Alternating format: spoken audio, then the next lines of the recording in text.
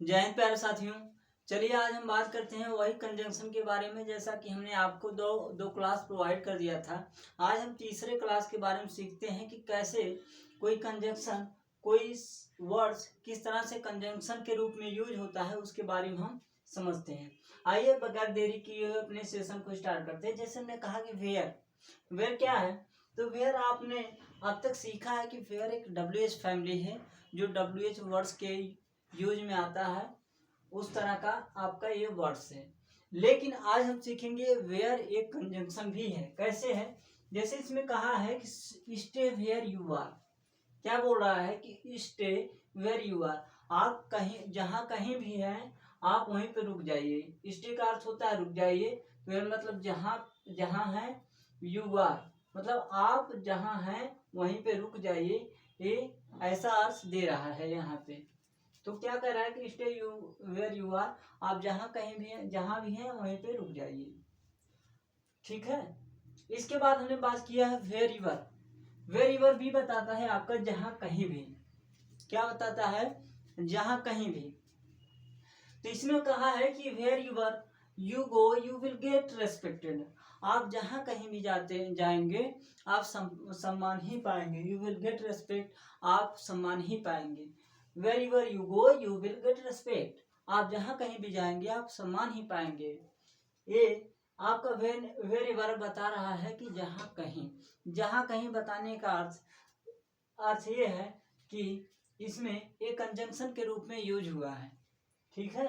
तो इसमें बता रहे हैं where you go you will get respect. आगे की बात ये कह रहे हैं कि वेंस।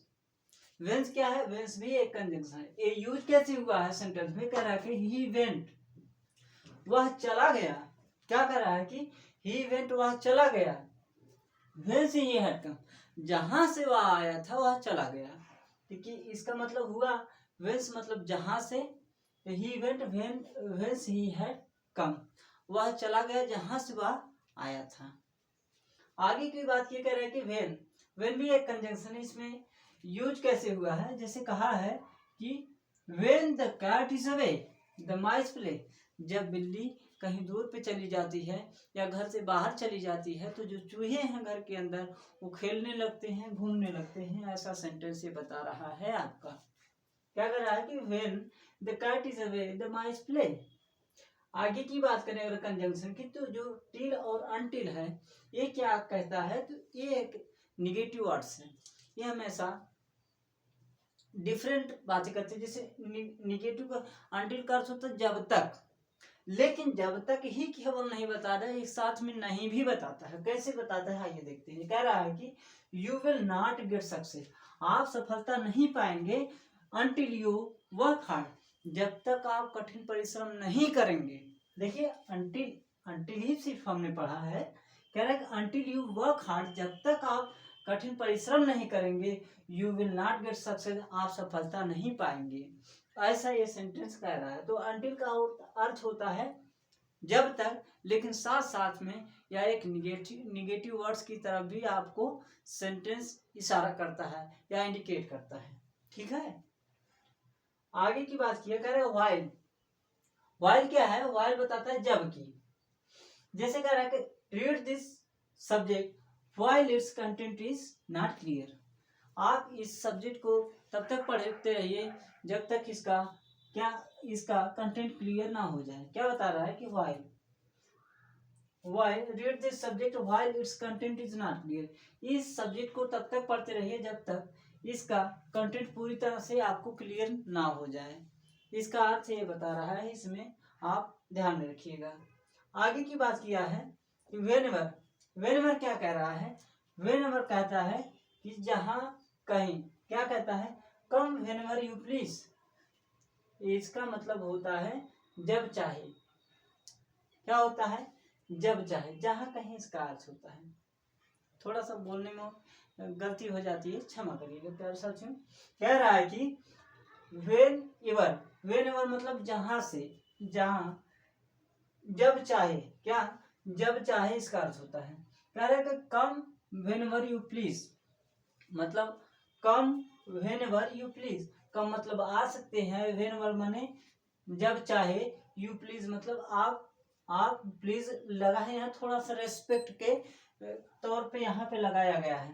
कह रहा है कि कम व्हेनेवर यू प्लीज, आप आ सकते हैं जब चाहे आप यहाँ पर आप जब चाहे तब आ सकते हैं बिना किसी झिझक के। इसका अर्थ हुआ है व्हेन एवर का अर्थ होता है जब चाहे। क्या हुआ है? व्हेन एवर, जब चाहे। आगे कहा है कि विकास हमेशा कोई ना कोई कारण लेके आता है, कोई ना कोई कारण बताता है। कैसे बताता है? जैसे कहा है कि he did not go to school because he was ill, वह स्कूल नहीं गया क्योंकि वह बीमार था। क्या? क्योंकि वह बीमार था इसलिए वह स्कूल नहीं गया। He did not go to school because he was ill, तो बिकॉज यहाँ पे आपका कंजंक्शन है। क्या है? कंजंक्शन है। तो बिकॉज को आप नहीं भूलिएगा क्योंकि ये कारण बताता है। आगे की बात करें, आगे कह रहा है एज क्या है प्यार साथी? तो एज भी एक कंजंक्शन के तौर पर इस सेंटेंस में यूज हुआ। कैसे? जैसे कह रहा है as you were not there. As यहाँ पे क्योंकि अर्थ दे रहा है, ये भी एक कारण का ही संकेत कर रहा है। कह रहा है कि as you were not there I came back, क्योंकि आप वहां पे नहीं थे इसलिए मैं वापस आ गया। क्या कर रहा है? As you were not there I came back, क्योंकि आप वहां पे नहीं थे इसलिए मैं वहां से वापस चला आया। ठीक है। इसके बाद की बात किया है सिंस क्या बताता है? सिंस दो तरह के सेंटेंसेस को बताता है।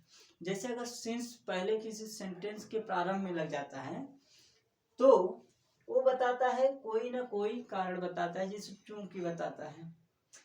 तो यहाँ पे सेंटेंस जो पहले यूज हुआ है तो यह कहीं न कहीं कंजंक्शन का रूप लिया है और लेकर के इस सेंटेंस का पूर्ण रूप बनाया है। जैसे हमने कहा कि सिंस यू से सो आई बिलीव इट, चूंकि आप ऐसा कहते हैं मैं विश्वास करता हूँ।